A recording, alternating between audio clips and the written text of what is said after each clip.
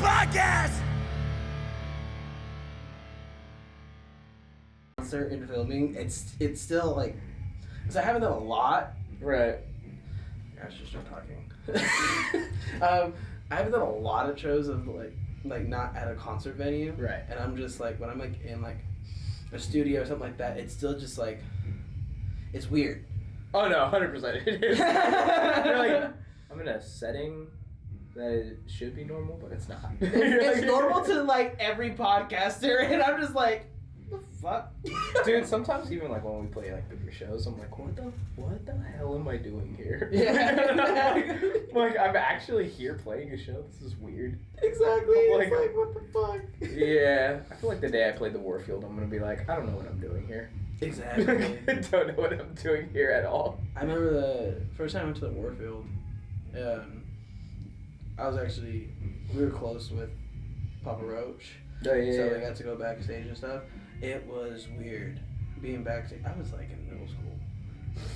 So I was like going backstage and stuff. I hung out with Jacoby's son, Jagger.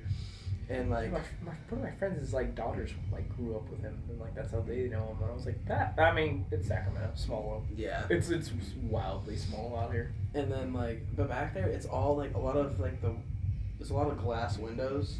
Right. And it's indoor venue. Everything's fogged up. But that was like the first time I met the guitarist from A Day to Remember. Oh, Jeremy McCain. Oh no, that's vocalist. I forgot his name. It was a long time ago. Yeah, But I met him. He was walking out of the shower, and he just had a towel on him. You're like, oh hi.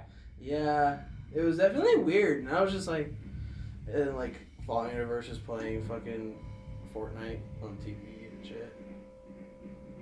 Yeah. I did not picture that from Ronnie. Yeah, it was definitely an interesting day. But yeah, welcome back to the podcast, guys. Oh yeah, hi. Hey. Yeah, that's right. We're doing things right now. Oh shit! I didn't record on my interface. It's all good. We'll just put raw audio. This is the outtakes. Yeah, We outtakes. have audio from that, so we're good. Yeah, it's fine. It's fine. I did that one time halfway through the podcast, and I was like, "Fuck!" No. Yeah, that was a stressful day. I feel like that happens a lot in like just any creative space. Like you'll be doing something, you're like, and that died. Okay, great. Or like your mic isn't working like halfway through it, and you're like, is it a bad cable? And then you're testing it, and you're like, Jesus Christ, man! Like what? That happened there's happened a few times where I'm like filming, and I'm like in a conversation, and like the bassist or the singer would be like, "Your camera's not on," and it died. Oh, that's the worst. But that's usually like an hour and a half into the episode, like an hour and a half in recording. That's like gut wrenching. Oh yeah, I've had those episodes. I think the longest I've ever had my camera recording was like 2.5-3 hours. That's a grip. Yeah, and I had to condense it down to an hour and a half. That sounds like editing hell. That sounds like editing hell, to be honest. Because you go through it the whole time, and then you're like, you get out whatever you don't want, and then Right. you're like, damn, I still got 2 hours.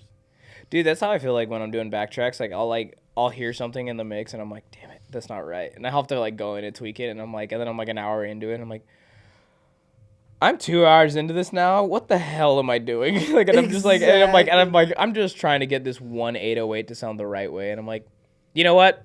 It's fine. The more I mess with it, the worse it's gonna get. Probably. I'm like, done. I'm over it. Like, when I was working on the thing that will be announced eventually, I was like, every day I was working on it. I was working on it for like, I was not taking no breaks. It was pissing me the fuck off. Dude, I have to take a step away from things sometimes. I'm like, nope, nah, I'll come back to this. I'm not gonna even, no, absolutely not. When I got home that day, I grabbed like snacks and like editing snacks and like. Oh, you had the whole shebang, and then you were like, I'm just stressed. I was like, motherfucker, I finished my Fritos. You're like, now what? Yeah. I think I'll just watch Tron. I think I'll just watch Tron. I'll just watch Tron. Just put fucking Tron Just on. put it on Tron. I'll just relax. Just relax and watch a movie that I like. Yeah, I have to sometimes because like sometimes I'm just staring at the screen and like I'll be like going downstairs and my family will be like, "Are you like high right now?" And I'm like, "No, my eyes are bloodshot from staring at the screen intensely." Dude, I have a setting on my monitor that's like to take off like The night mode? Yeah, like the blue light mode. Like so, it's Yeah. like it goes in like a night mode, so it doesn't mess with your eyes as much. And I'm like, God, this is a cool effect because I grew up. And they used to have these screens that you attach to your screen to do that, and I'm like, and now you can do that on the TV. I'm like, that's cool. That's cool. I know I need to start doing that. I always have the option, but it looks weird to me when I'm editing and I'm like. Oh yeah, focusing on no, for something. editing it will throw you off, but like for like everyday like computer crap, I'm like, no, absolutely not. Like if Yeah. I'm mixing a song, I'm not doing that. Just not. That's why I'm like, when it comes to like editing and stuff, I like to take my time, but like when it comes to like, and that thing was a little bit new to me, but it was still just like, when I was like, because it was on other software, and when I was overlaying stuff, because we had a lot of stuff, we had all the mics and the videos, and I was like, when I was overlaying it, and it was just like processing, when I was like when I pressed play, it was just like, I'm like, oh, this is horrible. Oh. Mm-hmm. Cool. Yeah. Cool. Yeah, so cool. Yeah, Yeah, right. You're like, yeah. you're like just so defeated. I felt so defeated at that, and I was like, what am I gonna do? And that's when I finally got to do the software, and I was like, okay, this shit's a breeze now. Fucking thank God. I love when things get just better, just easier, and then you're like, you know what? I'm fine. I'll be Yeah. all right. I think I'll be all right. This podcast is brought to you by Adobe Premiere Pro. Thank you, Adobe. Yes, thank God. Hell yeah. But I guess we could start with the intro. Yeah. It's all B-roll. Yeah, this is a nice little B-roll. Fucking, if you guys don't know, which you guys should already know, he's been on the podcast before. I've hung out with him a lot. This is Greg from A Moment's Notice. What's up, guys? And it's been a crazy year for you guys because you got signed with Overshadow. You got your new song, Blood War, and Silver Lining Part 2. Plus, you'll be coming out with Counting time. Counting Time. Yeah. And you were saying like this is probably going to be released around the time that it's going to be out, so like Yeah. go stream that. That's Yeah, tight. go stream that. Doing that with Josh was like super special. All the songs, honestly, the whole record like Yeah. has been like super and it has been a kind of a crazy year for us because like we got signed in December and then all of a sudden it was like off to the races.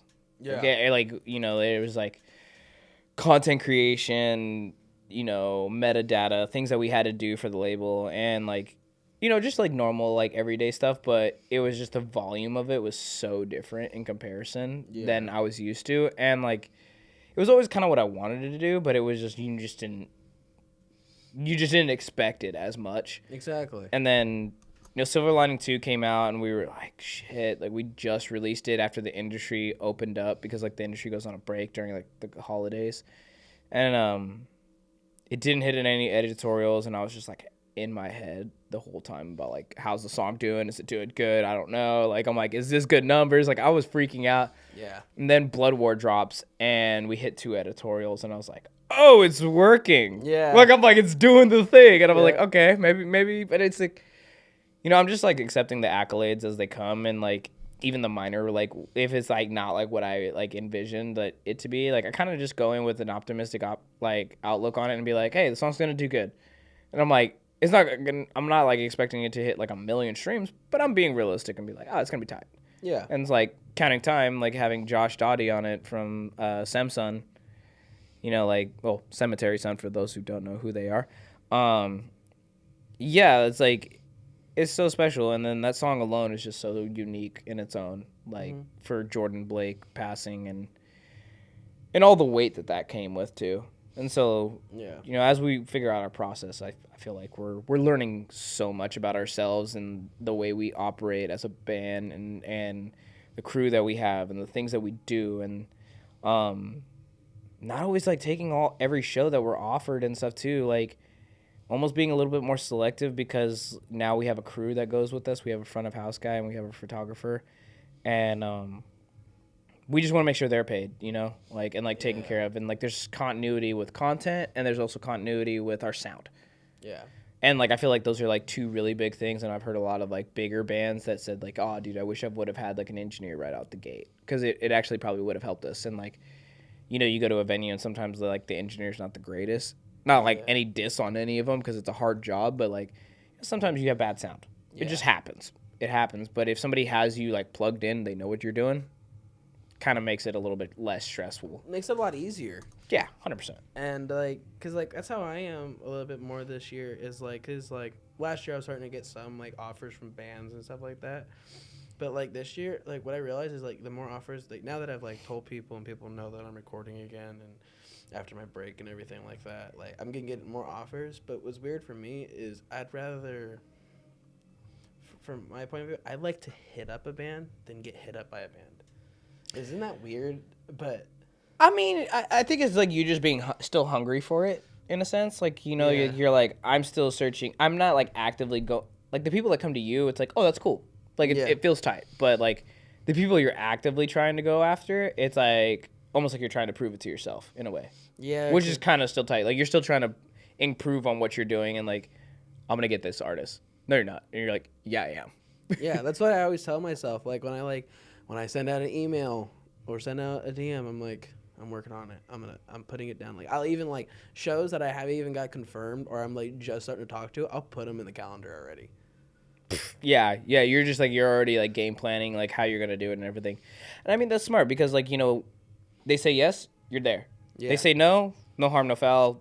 We all know how no's go. You're going to get a lot more of those than yeses, but it's okay. Like, you roll with the punches, you do what you got to do, and then you learn and adapt. And I think that's tight, dude. I'm super happy for you that you're just, you know, you're starting to understand your value and the way that you want to do things and, like, your imagery for your podcast. Like, that's unique. Like, you have to kind of, like, have that. You have to know what you're doing. So. Exactly. That's why, like, when bands, they go, come on, let's just do a, like, I've had a lot of bands that are, like, not locals and, like, they live all on the other side of the U.S. in Florida or New York, but they go, come on, just do a Zoom interview with us. And I'm like, I can't.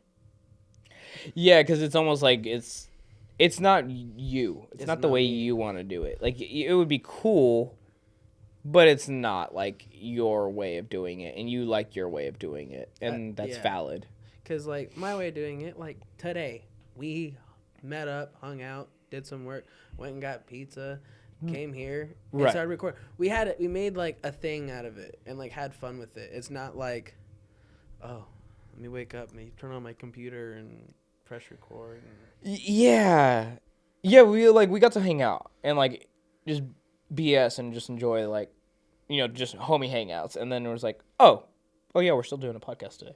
Yeah, exactly. That's why when like, the same thing when I'm at, like, shows. Like, I'll hang out with the band and get to talk and we chat and be in the green room and be like, all right, you ready to film? And then, like, we got that. Now we, like, got to talk and stuff. It's not, like, recording, like, are you ready to film? Like, okay, let me press this record on.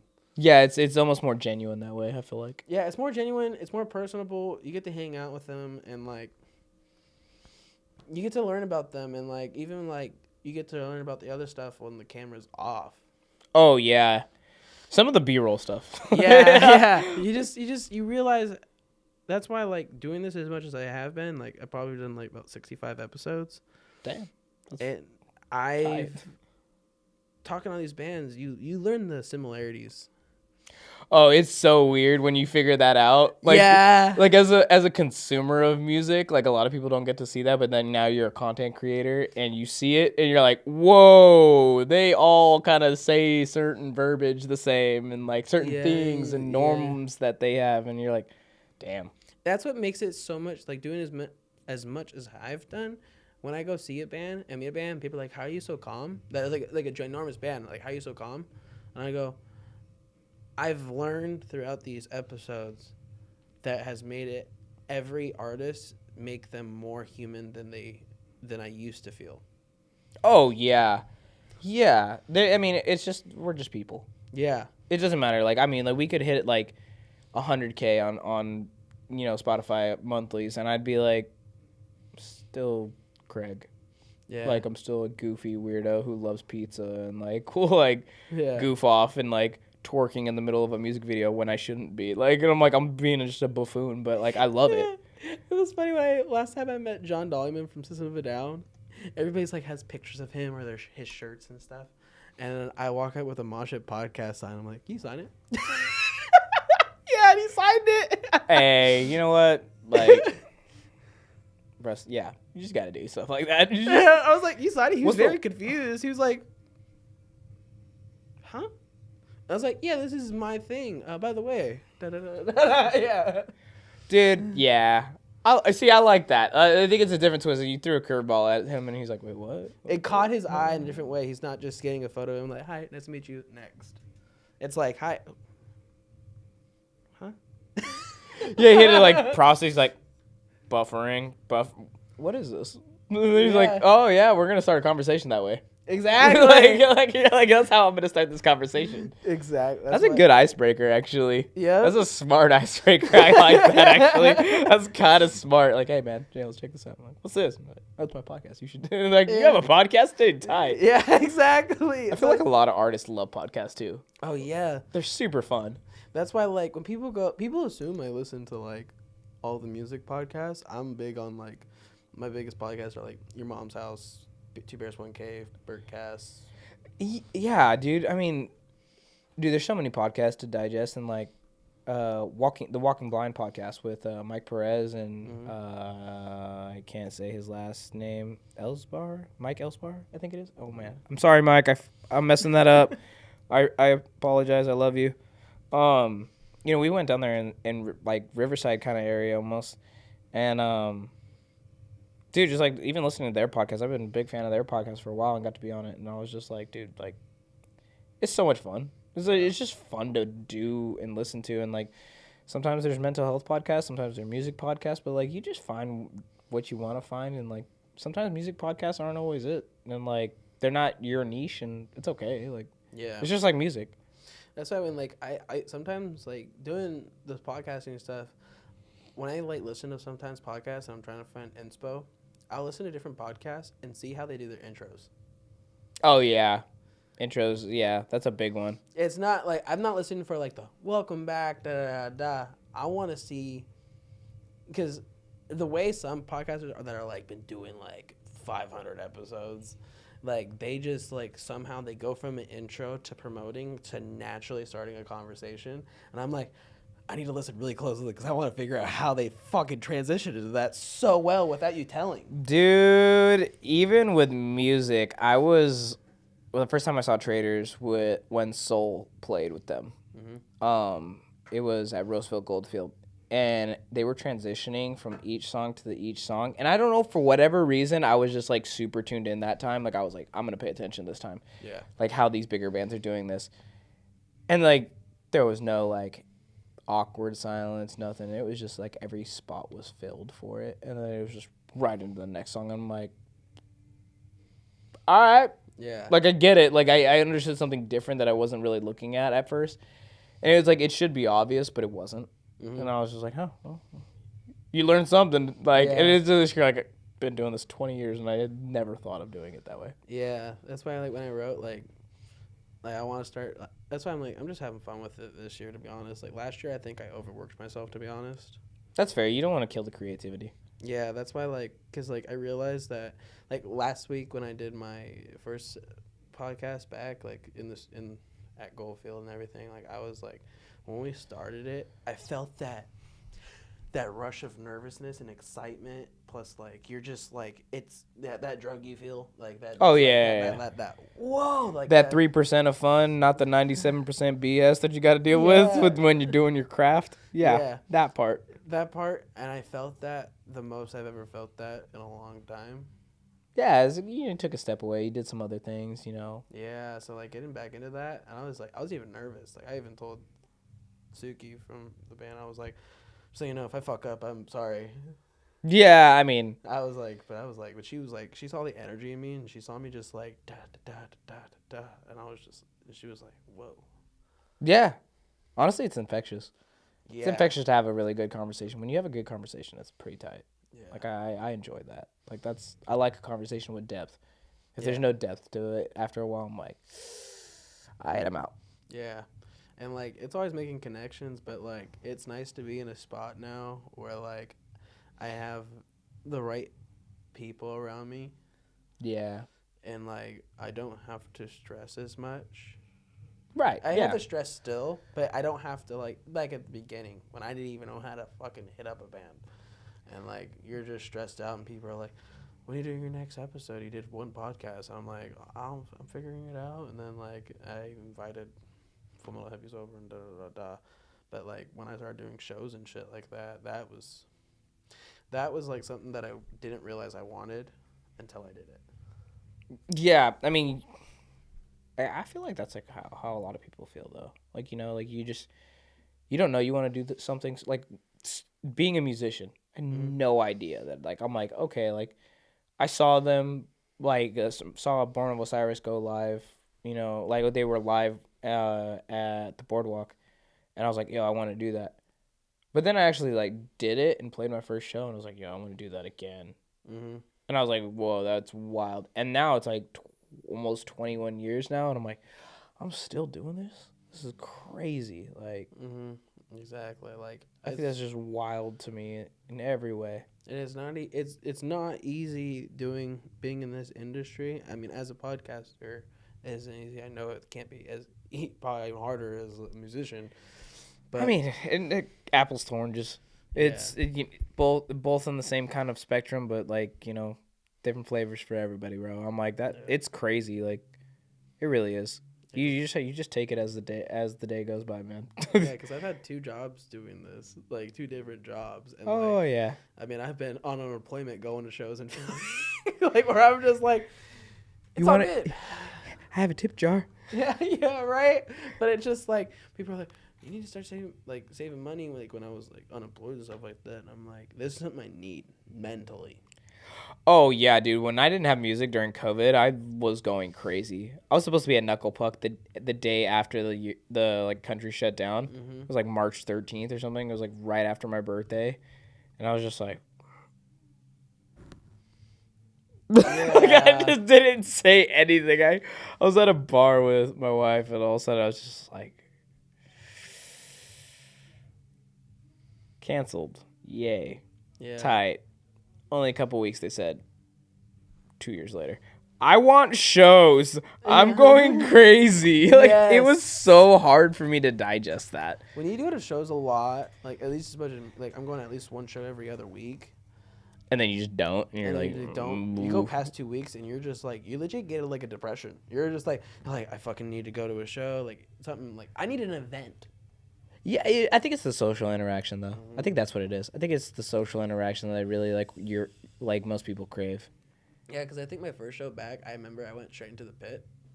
I forget what show it was, but I think was it that one?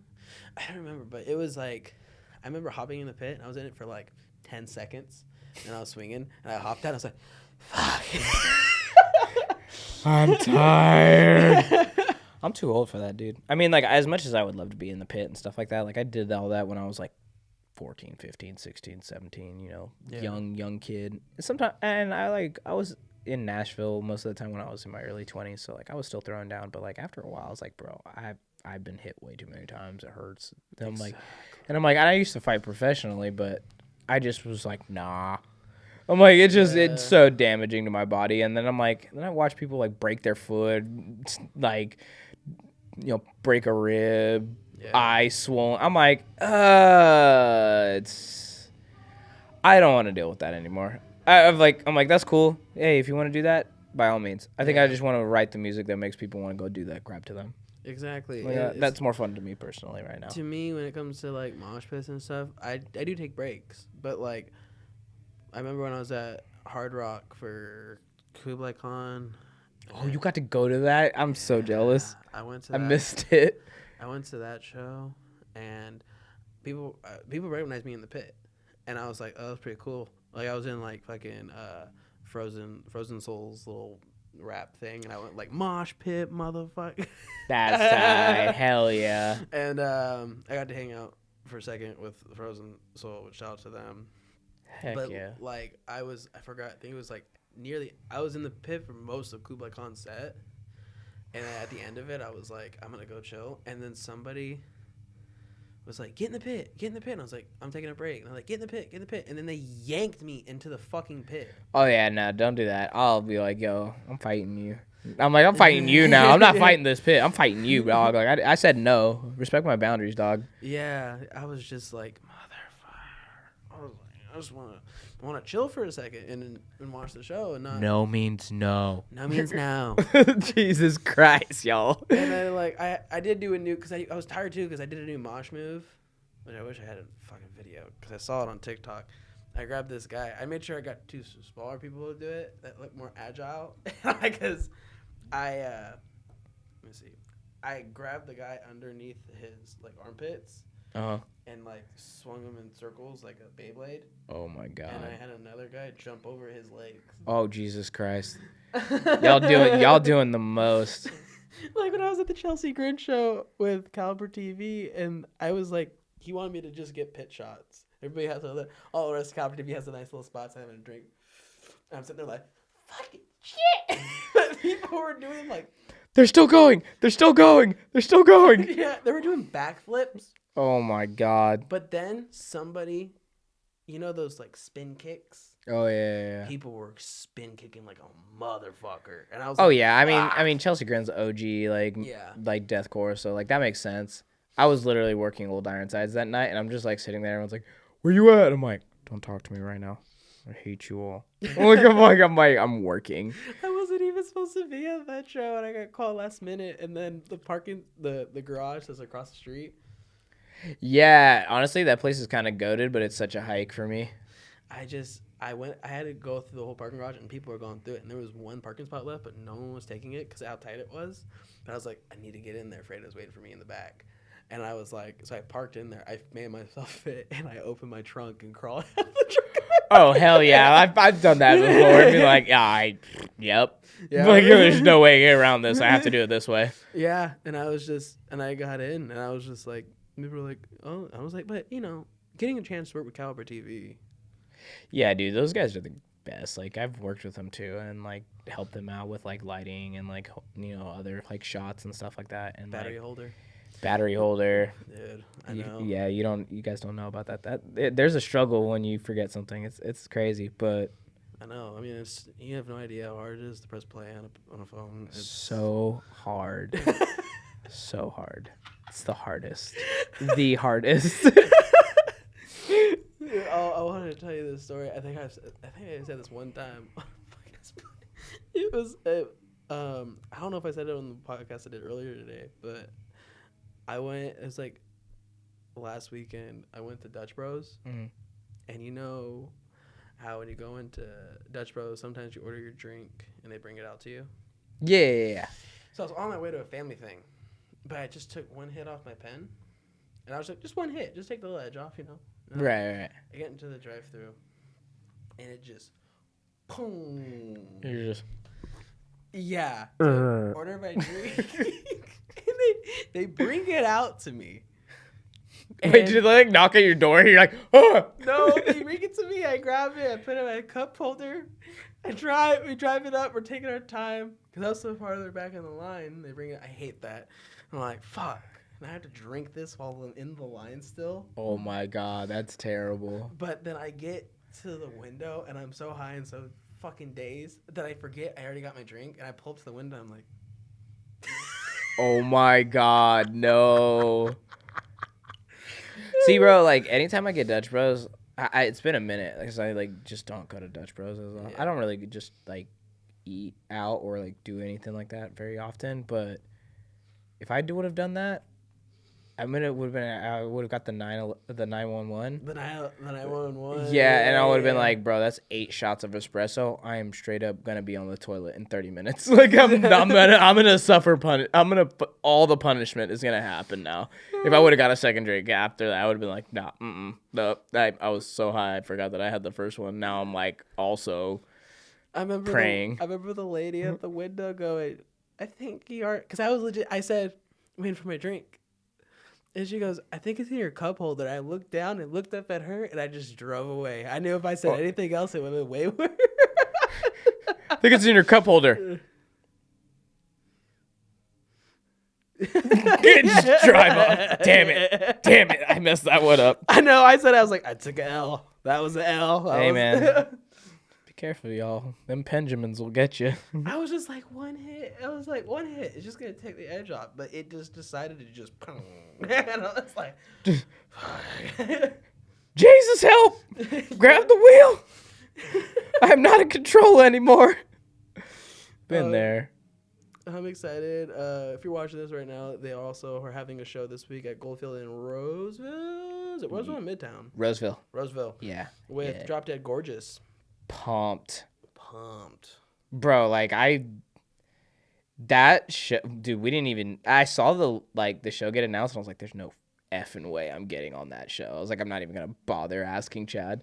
And then Chad's like, hey, you want to play this? I was like, fuck yeah. Yeah. And I was like, what? Drop Dead Gorgeous? I was like, bro, that's like OG metalcore stuff. And I was like, that's going to be tight. And then he's like, oh yeah, it's like already halfway sold out. So like, just push tickets and it's going to sell out. And I was like, wait, what? Hopefully by the time this video comes out, it's sold out. But like, yeah, it was, getting that opportunity was super cool. I was like, damn, like, playing with like some of these OG metalcore and post-hardcore bands and like even some of the OG deathcore bands and stuff has been like super interesting as an artist and like as a consumer of music prior to like being an artist. Like that's something that I don't think I really truly get over because you know, playing with the Skylit Drive and Enterprise Earth, Fallujah, Crown Mag, you know, Traders, Drop Dead Gorgeous, you know, it's you start getting in these rooms with these people and you're like, dude, I'm literally talking to a band that I grew up listening to or like I like have like been a fan of and like they're just tight. They're just normal human beings and we're just shooting the shit. Like that's tight. I don't think I'll ever get over that. It's just cool to be in the same conversations with them sometimes and you know, like meeting like Miss May Eye's drummer, Jared. Dude, just absolute sweetheart. Seeing him come back around with Traders, and he's like, "Dude, how's it going, man? How's your family? So I saw your kid's birthday." And I was like, "Bro, what?" Because and I was like, "Oh yeah, you follow me on Instagram." And I'm like, "Dude, how's your?" I was like, "Your little one." Like, and he's like, "Dude, so good." And we're just like shooting the shit, like we're just like old like high school friends or something. And I'm like, "What?"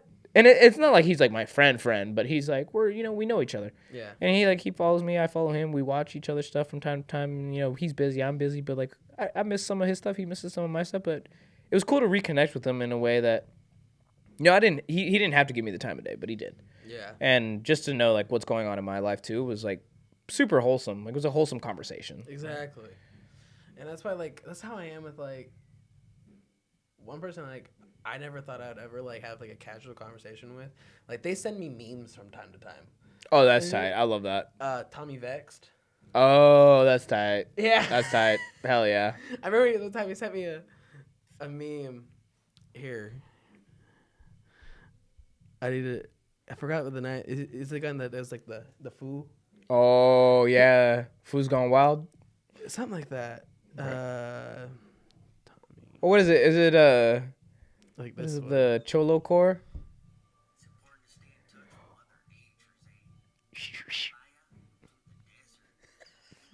Bro, yes. And I was just like, what the fuck? Because we have a group chat with me, Tommy, and El Nino. Oh, no way. Hell yeah. That's tight. That's hella funny. Because I did some photos that just made Tommy look fucking ripped at Aftershock last year. And Tommy's like, fucking love this. Dude. I love when you just get those random like conversations with people, like, and you're just like, dog, this is so funny. Like, like working with Nick over the last like few years as like a producer, but then like I'll send him producer memes, and he like, bro, we'll be like chasing that snare, and he's just like, God damn it, and I'm laughing so hard because it's just like him and I both have like talked about that, and we're like, oh, dude, like, hey, what do you think about this part in the mix? And he's like, yeah, let me mess with it. And then he's like, mixing and mastering. He's like, it's probably gonna take me 2 days. And I'm like, yeah, I bet. Like, yeah, it's rough. I'm gonna bleep this name out because if it happens, I don't want people to know about it. But sorry, Taylor Barber. Oh yeah. He and I are talking about doing a podcast where we both are getting tatted. Ooh. Oh, that'd be tight. Yeah. That'd be tight. But I was like, dude, he's so fucking. Oh yeah, yeah. 6'8". Stacked. Yeah. And a big boy. Big boy. I remember the first time I met him, I was like, fuck. And he gave me a hug. And I'm like, yeah, like a hug at a couch. Bro, that's how I feel like with our drummer Jesse. I think he's like 6'4" or 5" or something like that. And like he wore Docs one time, and I was like, "Hey, can you not?" I'm like over here like 5'5". I'm like, bro, I'm a whole foot shorter than you. I'm like, this is terrible. I'm like, my neck hurts just looking up at you. Can you Can you get down here, please? He's so tall. When I saw him at the Chelsea Grid show. Oh yeah, shit! So he was backstage with all of us. You're just hanging out. Just hanging out. I was like, "Are you filling in?" And he's like, "No, I'm just hanging out." Oh, that's right. He lives in L.A. I think he lives in L.A. now. He's not in Georgia. Yeah. I totally forgot about that whole segment. He's crazy. He's like a month after he moved to LA is when the fires hit. Yeah, I did hear about that though. I remember hitting him up and I was like, "You good, dog?" And he was like, "We good." Yeah. Yeah, I got a friend from high school that lives down in like Anaheim area, like LA area, I think. Mm-hmm. I believe, I can't recall where. And I went to go see Throne at Chain Reaction. Mm-hmm. And I was just like, dude, I'm just there to kick it. And of course, like all of a sudden I see Darius, and Darius is like, you grew up with Josh, right? I was like, Greg. He's like, Greg, right? And I was like, bro, what? You remembered me? He's like, yeah, man. What's up, man? How you been? And I'm like, dude, good, man. And I was like, it's my birthday actually tomorrow. And he's like, dude, happy birthday. Yeah. And then I'm like trying to just be low key and like just hang out, and like all of a sudden my friend was like, dude, want to introduce you to somebody? And I'm like, okay. And then all of a sudden like Michael from Volumes, like, I'm just like BSing with him, and then she's like, yeah, he's in a band too. And he's like, oh, dude, like, let me follow it. And he just follows the band, and I'm like, all right, dude. And I'm just looking at my friend, and I'm like, I forget how like many people she's met though, since she's lived down there. She has like pictures with like Jeff Goldblum and stuff like that. And I'm like, what? She's like, it's just an LA thing. You just bump into people like that all the time. I'm like, that's crazy. Like to be just, hi, Jeff Goldblum, and you're like, okay. Like, that's just crazy. I'm forgetting her name, but I remember I got to meet. Like we gave her a hug and started talking. We talked for a little bit, but it was at the Comedy Store. You remember? You remember the all girl Ghostbusters? Yeah. Remember the black lady? Yeah, I can't remember her name though. I'm blanking on it. Yeah, but I ran into her. No way. Yeah, she was That's doing so tight. Because it was just a random set that night, just like walk-in sets. Oh, see, those are cool. Like those can be really cool, or they can be like boo boo. But yeah, that was probably cool. She did she did a set, and then sick. I had to watch her set, and I got to talk to her after. I was like, fuck it, and I was like, that's why I like going. When I go to LA, I like either going. I have like either I'll do both, but I'll go to Whiskey a Go and just see somebody new, and then or I'll go to the Comedy Store because there's always something happening at the fucking comedy. Dude, I didn't realize how much I love comedy, like going to comedy shows, until George Lopez, actually. Yeah. Yeah.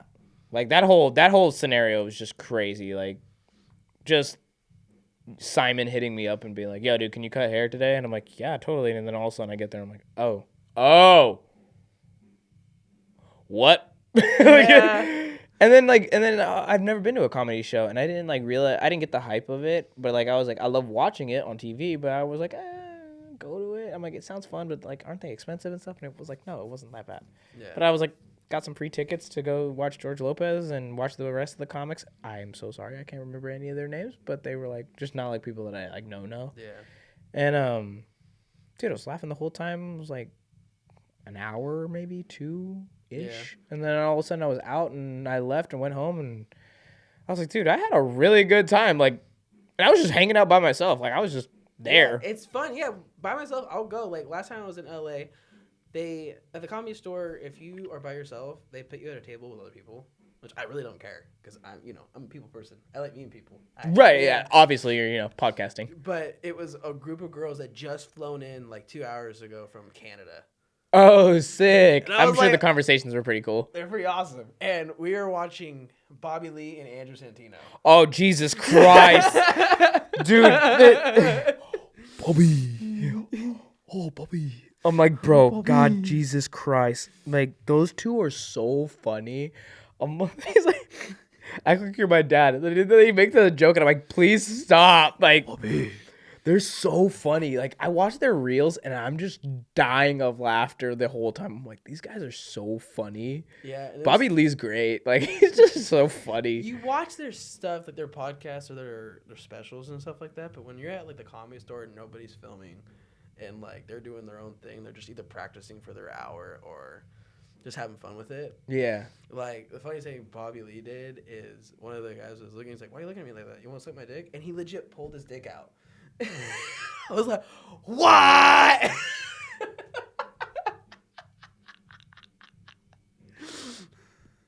Bobby Lee's like that though. Is it a surprise though? You can't do that as a musician. At all. At all. You get canceled so quick. Oh my God. That's crazy. Bro, I would be like, what? All right. I didn't have seeing Bobby Lee's dick on my bingo list, but here I am. Yeah. Like, Christ. That is wild. What the hell? And then there was this Australian guy in the audience, and he laughed, but he had this like weird laugh. And Andrew Santino was like, "What the fuck is that? Where are you from?" And he goes, "Australia." And Andrew Santino just spent 15 minutes shitting on Australia. He's like, "Oh, you're from the land down under." Oh my God. Bro, he's savage. Sometimes he'll say something. I'm like, bro, how comedians can get away with so much more than musicians. It's wild. I'm like, and I'm like, people are like pissed off about it, but then like nothing ever really happens. And I'm like, God, I'm like not mad that like we're held to a certain standard at all as musicians. I think that's very valid, and like we should, because it's a different thing. Yeah. You know, but as comedians, like they toe that line really hard. Yeah. And I'm always like, how are you not in trouble? Yeah, that's why Like that's just crazy to me. Like whipping your dick out. Like, how did you not get in trouble for that? I'm like, no, just yep. I'm like, oh, okay. Like, that's crazy to me. I forget what show it was. He's pretty good friends with Marlon Wayans. Oh, And yeah. He's like, it was at the Laugh Factory, actually. Oh, And- dude, I want to go there so bad. Is it tight? Oh, I love it. I mean, every comedy like little comedy venue, unless you're like going to like a theater or an arena, Right. is a 2-drink minimum. Which I fucking hate, but it's normal. There's a reason. Yeah. There's a reason. Yeah. You don't want to be that person that's like swashbuckled out of their mind, and you're just like, do that one again. Sucked. And then you're just like, oh, dude, shut up. Like the hecklers. Oh my God. When comedians go off on hecklers, that shit is too funny to me. I took my cousin to a show one time, and we were in the back, and I was like, and she would talk sometimes hella loud. You're like, shut the fuck I'm like, I'm not gonna be. I don't want to be the person sitting next to you right now. Like, I really don't. I hate those people at shows at all. Like, Yeah. yeah, I had. Don't do that. I was like, just don't. I was with my friend one time, and I was at that show, and we were sitting there, and we're just homies. We've been homies for a while, and then she went to the bathroom, and he goes, "Are you and the girl here? You couple?" And I was like, "No, just friends." And then randomly he just goes, "But do you eat ass?" And I was like, and I love feeding into comedians, so I just go, "All day, son," and I stick my tongue out, and he was like, "What?" Because I feel like for some odd reason, like I like to feed into him because it gives him more material to work with. Oh, yeah. You just got to play with it a little bit. Like, dude, yeah, you got to just have fun with it. And you can't take anything seriously. Yeah, exactly. Minus maybe Bobby Lee's dick coming out. I think I would have been like, oh, okay, that was the line for me personally. But hey, whatever. Like, you know. Yeah, because I like bought it because I did a podcast that morning or that afternoon. Went back to my hotel, got an Uber to the woods. That's the Woody Harrelson's dispensary. The one I was Oh, showing yeah. You were telling me about that. Went That's tight. there, met some people, like some real LA people that lives like right off the corner of Sunset, like these rich people. We were just in a circle smoking and shit. That was crazy. And then walked by myself around the corner of the Comedy Store and went in, and that's when I saw Bobby Lee and Andrew Santino and was sitting with them. And then talking to the girls afterwards, and then they went and did their own thing, and then I got picked up in a minivan Uber. Hi, Mom. How was the comedy show, honey? Right. We're like, oh, dude, I should have got like the sport package or whatever. Yeah. I haven't Ubered in so long, so I have no idea what that's like. Cause like sober life. Yeah. For like the last 4 years, I just don't drink like that. Even when I do drink, I'll have like a beer, and I probably won't even finish even it. drinking, but I was like, I just didn't want to, because driving in LA. Dude, yeah, I mean, fair, valid. Like, LA, everyone's like, oh, LA's the place to be. I'm like, yeah, cool. If you want to go 4 blocks down the street and it takes you 3 hours. I'm like, Jesus Christ. I'm like, it's such I'm like, you can walk faster in LA than anywhere. And I'm like, LA's cool for what it is. I like a lot of things down there, but would I want to live there? No. I've had people. God, no. I'm like, I don't think I could live down there. It's just too much. Yeah, my friends down there are like, you get used to it. I'm like, fuck that. I'm cool. Yeah, everyone's like, Sacramento traffic's so bad. I'm like, no, it's not. No, it's I'm not. like, I'll take Sacramento traffic any day of the week over the Bay Area or LA. But they need to start vetting more of their Uber drivers in LA, because I'm like, I was with this one guy, and he picked me up from the hotel to take me downtown LA, and I was legit like, fuck, because he was just like, we'd be in traffic and speed up and slow down, but he'd go like really fast and then just slam on his brake, but he legit was playing phone games. Oh no. And I was like, hey man, at least you got in like an actual Uber though. Like, my friends were down in LA and they thought that they got into an Uber and it was just some random guy's car, and he played along with it, and then he took them like hella random places instead of where they were going, and they were drunk, and he was like, dude, this is like the worst experience of my life. And I'm like, you just got in a random dude's car? Yeah. Like, he's like, yeah, but then he played with it, and then he like drove us around hella places, and then was just like messing with us, and I was like, what'd you learn? And he's like, make sure it's an Uber. And I was like, yeah, probably smart. I'm like, Jesus Christ. Like, I hear the craziest stories about Uber, like, and non-Uber people. I'm like, I don't know. I've just heard horror stories. Like, now I'm just like, I'm really glad I don't drink. So I'm like not tripping on driving. Or if I'm going to go somewhere, I'm going to be like in walking distance of wherever I have to go. yeah, that's why like when I'm going to LA in August, like I'm getting because I like being on Sunset. And I was like, fuck it, I'm going to get a fucking hotel. I'm going to pay the price and just get a hotel on Sunset and fly out there and then just stay at my hotel, and I'll be around the Comedy Store, around the Whiskey A Go-Go, and yeah, like the places that you wanted to go already.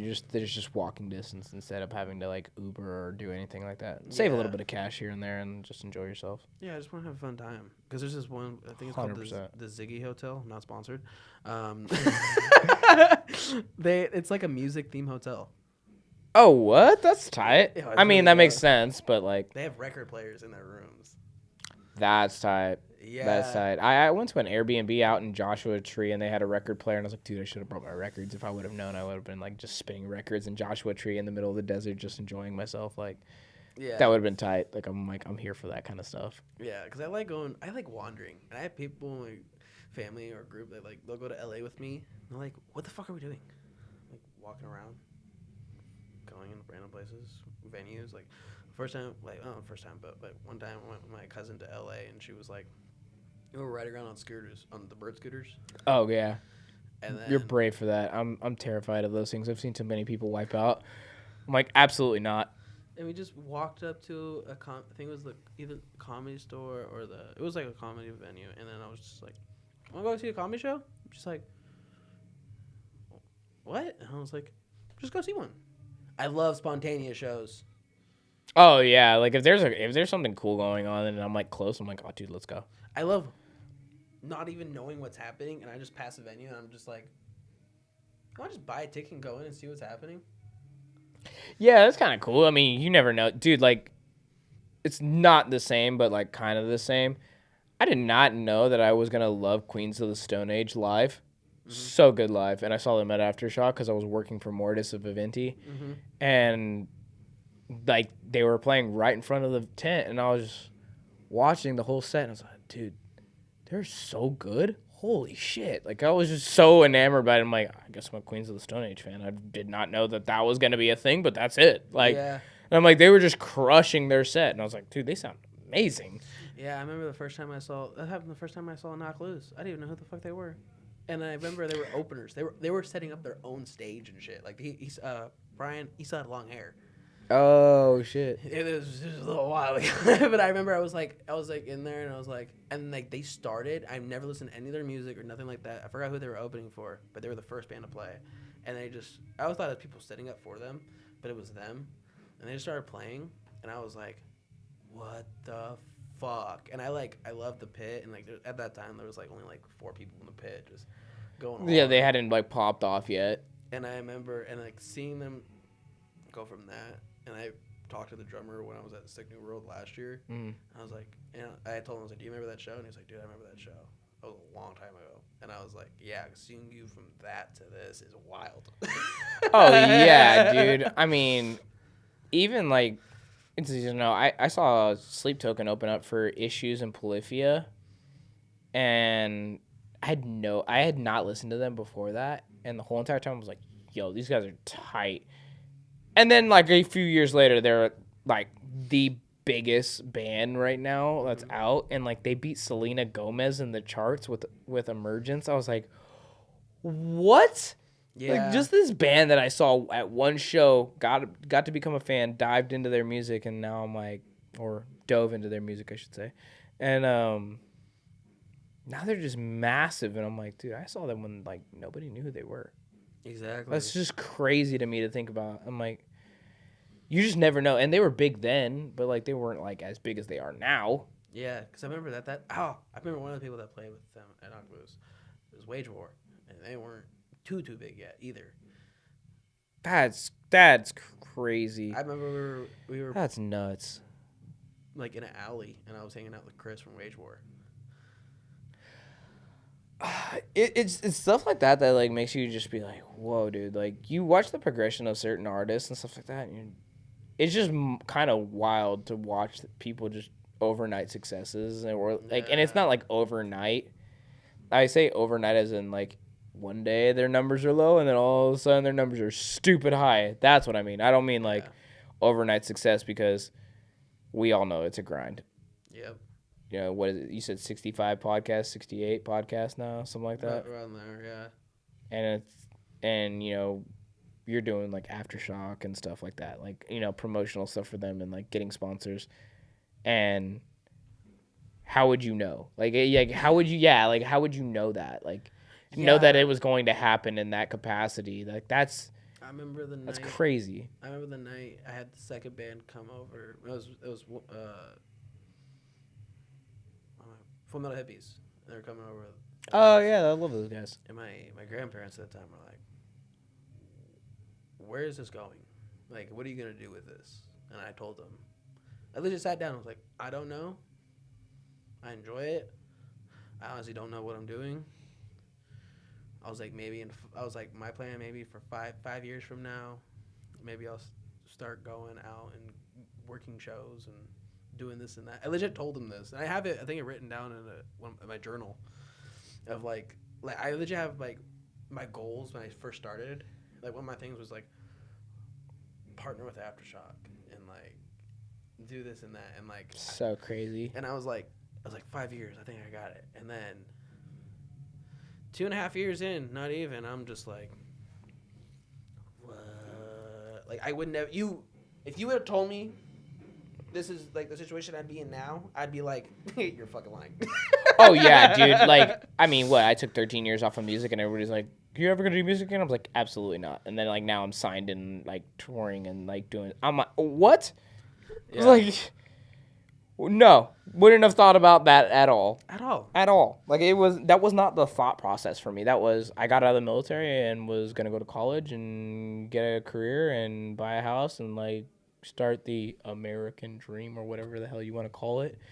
And now I'm playing music and doing podcasts and, you know, getting back into photo and video and producing music and like getting better at that and learning how to get better as a musician and like understanding how like being a signed artist is different than non-signed. It's just crazy. There's so much that goes into it. There's a lot that goes into it. And like I didn't know none of it. Like I was like, I like looking at. Sometimes I look at quotes. I have a quote saved in one of my notes that I freaking love. Is it this one?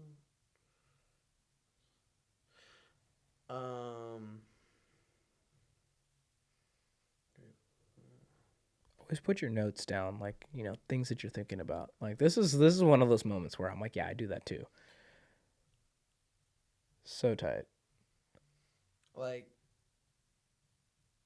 I wrote like this one I saw was like the same thing that tortures you is what makes everything worth it. Yeah, real. That's so real.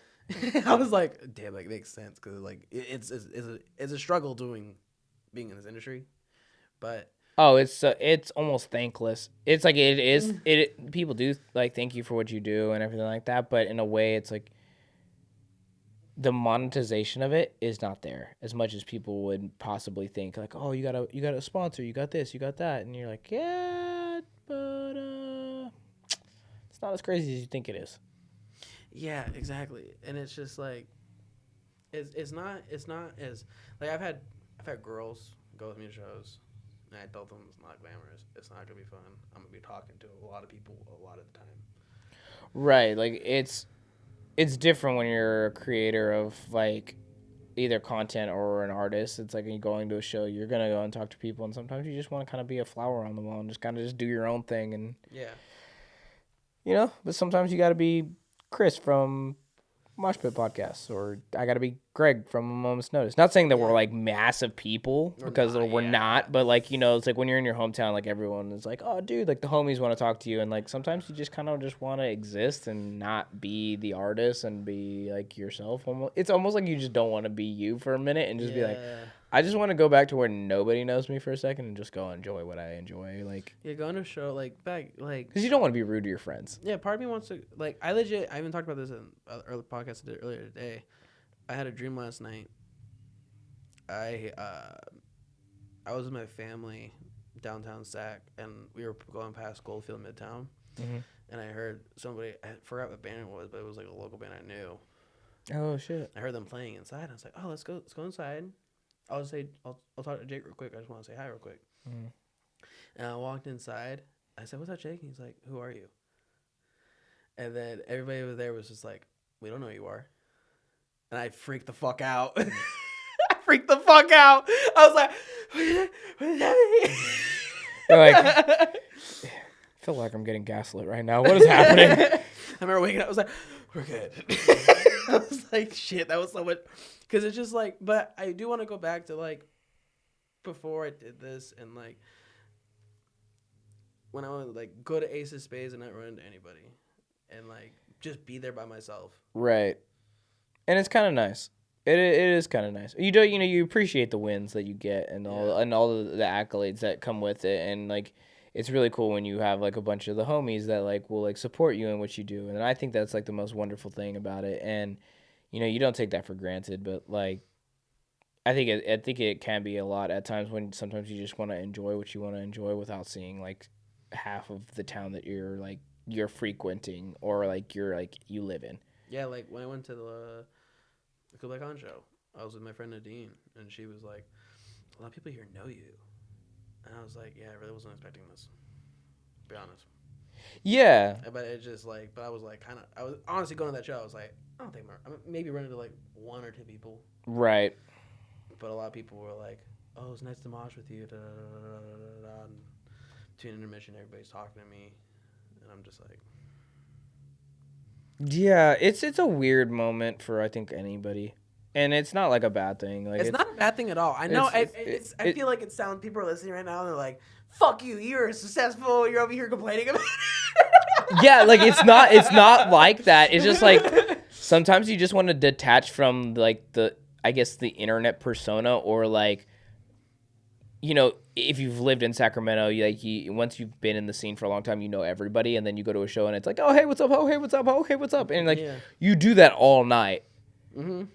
And sometimes you just want to be like, I just want to go see a show and know nobody. Yeah, that's why. Like, it's kind of tight when you don't know anyone. Yeah, you're like, hell yeah. When I go to LA and I go in the Whiskey A Go Go, I have the best time of my life because I know I'm not gonna run into everybody I know. Yeah, because it's like sometimes you just need a break. Like your social battery goes low. That's really what it is. Like to be real, like being a barber, like my social battery dies. Yeah. And then I need a couple hours, days maybe, like to like really recharge, and then I'm like, all right, I can do that. But then like if I'm working old Ironsides and I'm doing the door and I'm talking to people, and then I'm a barber as well, so then I'm cutting everyone's hair and I'm talking to them, and then Sunday comes around, and if I don't have band practice or like I'm not doing anything that week, I'm like, dude, this is tight. I'm not talking to anybody. My emotional and like social batteries are coming back, and I'm like, I feel better. Yeah. But it's like sometimes you just want to go to a show and just be like, I'm all socialed out. I don't want to talk right now, to be honest. And you kind of like in a way feel obligated to talk because you don't want to just be sitting there. You don't want to be a dick about it, but you're just like, God damn, dude. Sometimes I just like, hey man, I don't really want to talk. He's like, oh, are you okay? I'm like, yeah, I'm okay. It's just no energy for like social interactions. I just want to be here and listen to music and like not talk with, and I don't want to come off like a dick when I'm like that. Yeah, like I've had those times where like I'll be at Goldfield in Roseville and I'll film 3 podcasts at that day. At the Goldfield, I'll film 3. Plus I'm doing photo and video. And at the end of that night, one time, the band, the headliner, they came downstairs and they saw me, legit. I already finished filming what I needed for them, but I was downstairs, legit on the couch, just. Yeah, because sometimes you just need a little minor recharge, dude. Yeah. Like it is tough, like. Yeah, I feel that, though. That's, like, so real. That's so real. I think a lot of people, like, forget about that, too, though. Like, sometimes the social battery just dies, and you're and... Because you want to give the people that, like, they know who you are, you want to give them that high energy. Right, like, you're... And also your homies, like, when you see all the homies, too. Yes. Like, it's like, they're like... And they know you the best, so if you're exhausted out of your mind, you're like, dude, I'm just wiped. I'm like... And they're like, oh, are you okay, though? Like, take care. And you're like... Thanks for checking in on me. I really appreciate you, but like I'm hella burnt out. I'm just trying to just watch the show, and I'm gonna probably dip like right as soon as that last song happens. So last song happens, I hear it about to end, and I'm like, bye. Yeah. Like I'm trying to dip. Like that's why I have like those shows that like a long day of working, and then I'll have like some people go, hey, we're going to the bar. Let's go hang out and go to the bar and do this. I'm like, I'm going home. Dude, I've played local shows. Just here in town, and when we played on 420, and Julian from Vice Versa, or formerly from Vice Versa, I guess I should say, he's like, dude, let's go to Honey and the Trap Cat. I work there, and like I'm like, bro, I'm not going to a bar right now. Yeah. I'm like, it's 11 o'clock, 11:30 at night, I think. No, it was like 11, I think. And I was just like, bro, I'm going home. Like I gotta still like put all the stuff inside of the studio. I still gotta do everything I need to do. Like I'm exhausted. Like I'm kind of burnt out. It's been a day. Yeah, that's why like when I like get done with the show, I'm like, especially when I'm doing like 3 podcasts and photography. And that's just so much. Like and 360s, and I'm just like, at the end of the night, I'm not thinking about going to the bar. I'm thinking about the next day of editing. Yeah, you're like, ooh, you know what sounds really good right now? My bed. Yes. Like legit, I'm gonna just like be like, okay, what am I gonna do? I'm going to go. Do I have the energy to stay in an outline? Maybe not. I'll just go get Jack in the Box. And then I'm going to go lay down. I probably won't even finish my food. Probably fall asleep beforehand. Yeah, you know yourself well enough to be like, yeah, probably. Like, dude, it's like last night. I got off of the bar and I literally I was like, should I go to Taco Bell? Or should I just go home? I'm like, dude, I just worked like 5 days in a row. And then I worked a double that day on Friday. And I was like... Dude, I gotta shoot like a music video tomorrow. I was like, I'm hanging out with you, and then I was just like, bro, if I don't go to bed, I'm gonna regret this. Like, when I was like, I got home at like I think like 12:30, which is an early night for me usually for working at the bar, and so I was like, all right, it's not 4 a.m. Mm-hmm. So I was like, shit, yeah, and then I still woke up at 5 a.m. like I usually do. I did too today. I woke up at 5, and I was like, I got some more time to sleep, and then I laid back down, and I couldn't fall the fuck back asleep. Same. I was literally like, I should go back to bed, and I was just like, my heart's like awake, like I'm just like boom, boom, boom, boom. I'm like, am I having a panic attack at 5 o'clock in the morning for no reason because I can't go back to bed? Like, Christ. Yeah, fuck my life. I know. I'm just like, this is my days off. I need to fucking sleep in. What was like Josh was like super like high energy today, and he was like wanted to talk like hella, and I was like, bro, I'm so exhausted. I'm sorry. Yeah, and I was like, I'm just so tired, dude. I'm so burnt out. And I was like, and I woke up this morning, and I should have like taken a nap, but I didn't. Yeah. But I'm gonna get some good sleep tonight. That's what I'm gonna do. Dude, I'm excited. I legit got all the errands done I needed to get done yesterday. Legit, all I have to do tomorrow is put my shit in the washer, and I may do some light editing.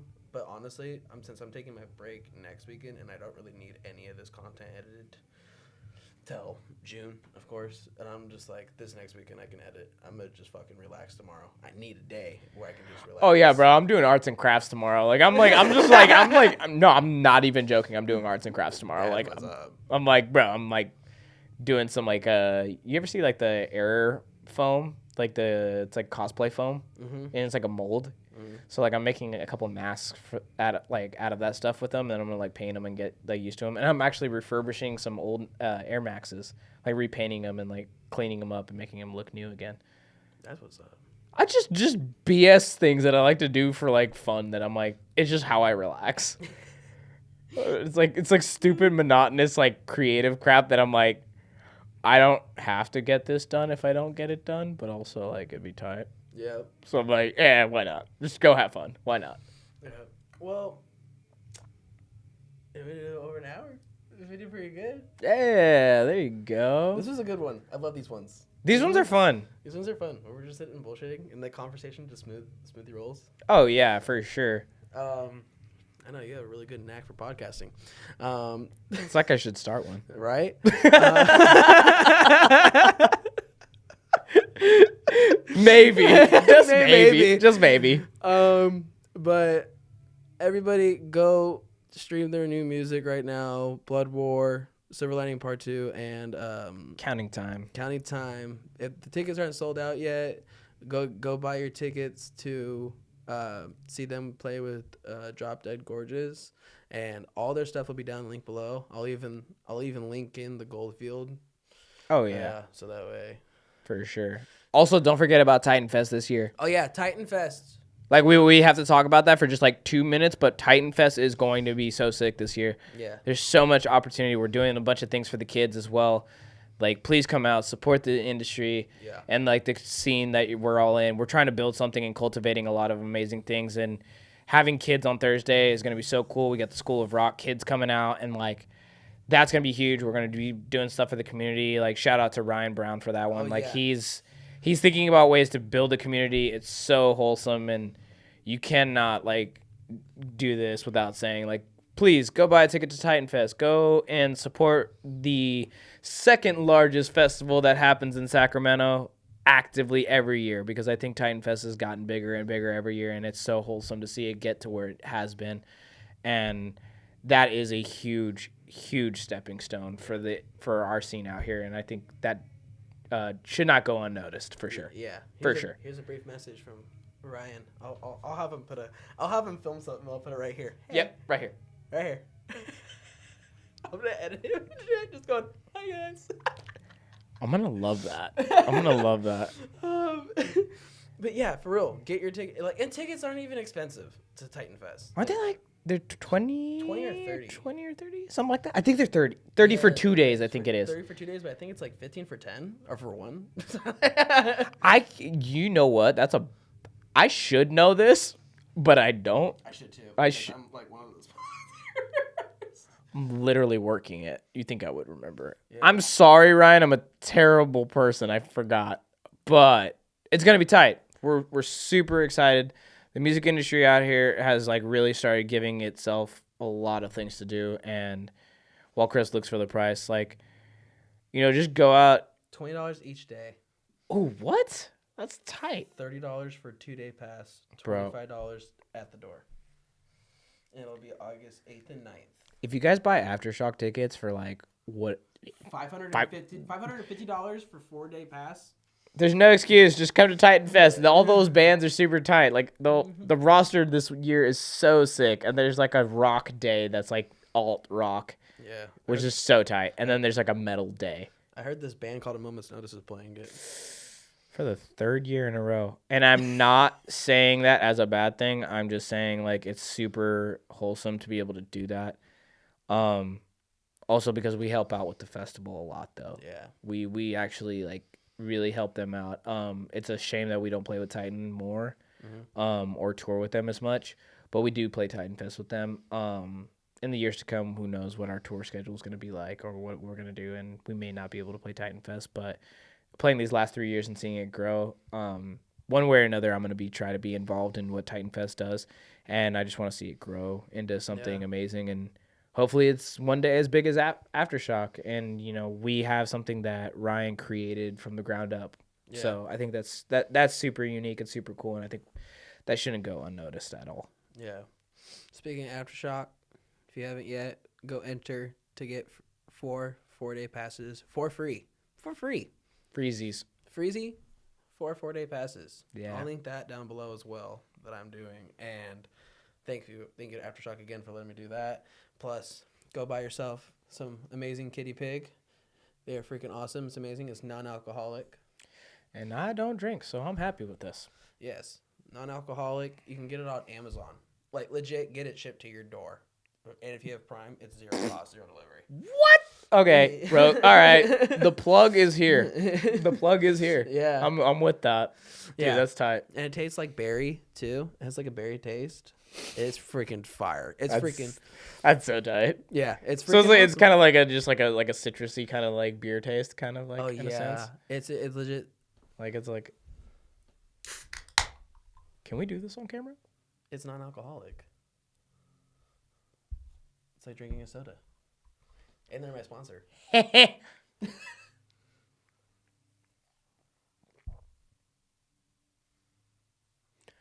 bye. All right. Catch you next week, Mosh Pit.